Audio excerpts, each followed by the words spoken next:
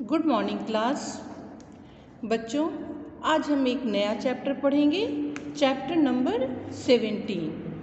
Chapter number 17 में एक कविता दी हुई है जो श्रीमती सुभद्रा कुमारी चौहान द्वारा लिखी गई है, मेरा नया बचपन। इस कविता में एक माँ और बेटी के बारे में बताया गया है कि एक माँ अपने बचपन को किस प्रकार से याद कर रही है कि मेरा बचपन बीत गया, काश मेरा बचपन फिर लौट आता। और बाद में उसे अपनी बेटी को देखकर एहसास होता है कि मेरा बचपन तो मेरे साथ ही है, यानी अपनी बेटी के साथ वह उसके बचपन को जीकर उसे ऐसा लगा कि उसका बचपन फिर पुनः वापस लौट आया है। तो आइए हम इसे पढ़ते हैं और फिर इसे समझते हैं। बार बार आती है मुझको मधुर याद बचपन तेरी, गया ले गया तू जीवन की सबसे मस्त खुशी मेरी। यहाँ सुभद्रा कुमारी चौहान जो है कवित्री जो है, वह याद कर रही है अपने बचपन को, और बचपन को याद करते हुए कहती है कि हे बचपन, आखिर तू कहाँ चला गया। अपने बीते हुए समय को याद करते हुए कहती है कि काश मेरा बचपन मेरे जीवन में फिर से लौट आता और वो सारी खुशियाँ, वो सारी मस्ती, वो सारे आनंद मुझे फिर से दे जाता, क्योंकि बचपन का जो आनंद होता है वह जीवन में फिर कभी वापस लौट कर नहीं आता, और जो समय बीत जाता है फिर कभी लौट कर नहीं आता। तो वह सुभद्रा कुमारी चौहान कह रही हैं कि काश मेरा बचपन फिर से लौट आता और मैं फिर उसी मस्ती में जीती, मैं फिर उसी आनंद में जीती और खुशी से अपना जीवन व्यतीत करती, यानी चिंता रहित, चिंता मुक्त होकर अपने जीवन को दोबारा जीती। चिंता रहित खेलना खाना वह फिरना निर्भय स्वच्छंद, कैसे भूला जा सकता है बचपन का अतुलित आनंद। तो फिर वह सुभद्रा कुमारी चौहान कर रही हैं कि वह बचपन जिसमें ना कोई चिंता होती है, ना फिक्र होती है, ना किसी प्रकार की कोई परेशानी होती है, केवल मस्ती ही मस्ती भरी रहती है। वह जीवन इतना आज़ाद होता है, ना उसमें किसी प्रकार का कोई बंधन होता है, ना तनाव होता है। ऐसा लगता है कि हम आज़ाद पंछी की तरह सभी जगह विचरण कर रहे हैं, पूरी दुनिया ही मेरी मुट्ठी में है और पूरी जीवन की खुशी मेरे इस हाथों में बंद है। मैं जब चाहूँ, जहाँ चाहूँ, जैसे चाहूँ, सारी खुशियाँ मैं बटोर सकती हूँ।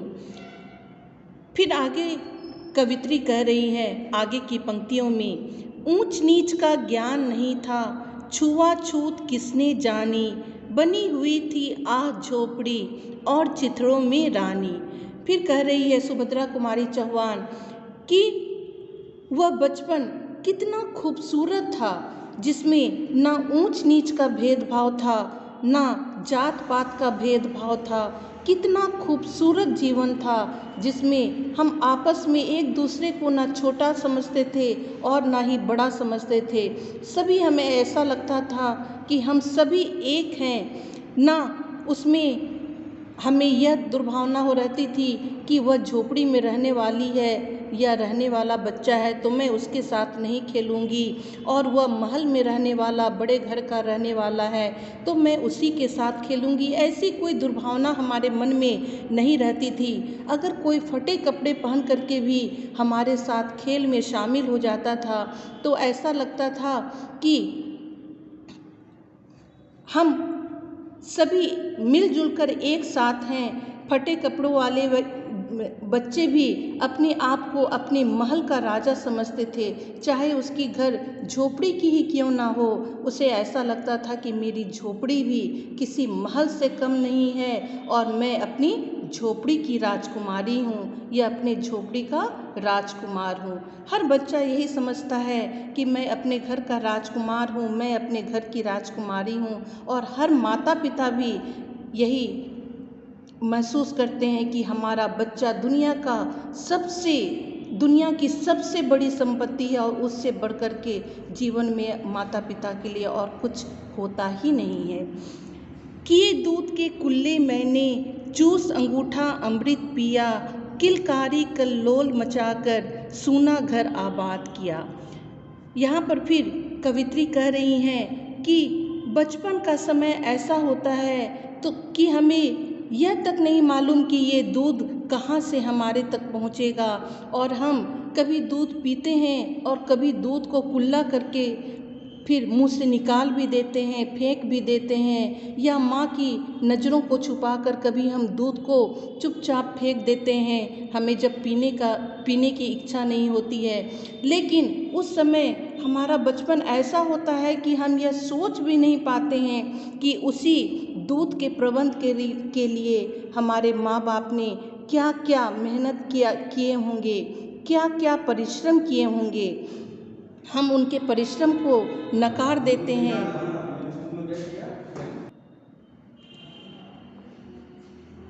अपने आंगन में इधर से उधर घूमते रहते हैं, चिल्लाते रहते हैं, किलकारी मारते रहते हैं, और हमारा सूना घर बच्चों की किलकारी से आबाद हो जाता है।